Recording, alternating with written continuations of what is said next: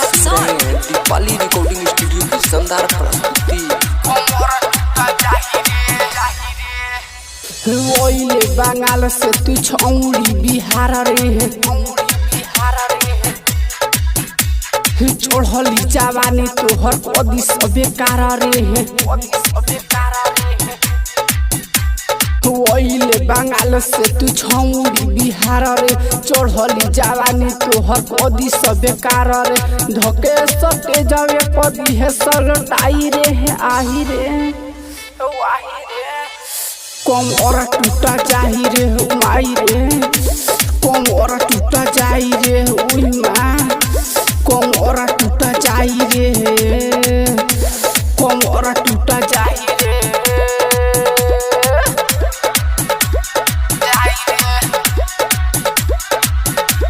कम और टूटा जाही रे डीजे मनीष रक्सौल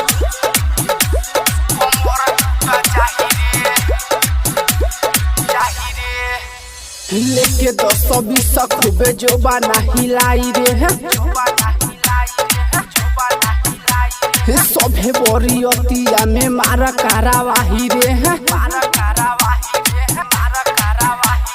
लेके 10-20 खूबे जो बना हिलाई रे सब बोरियतिया में मारा करावाही रे बिचए सटे जावे पदी हसल भाई रे कम और टूटा जाई रे उई दादा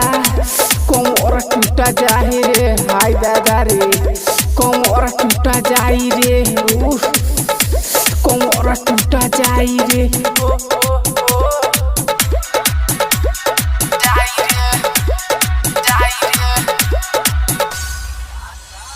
डीजे मनीष रक्सौल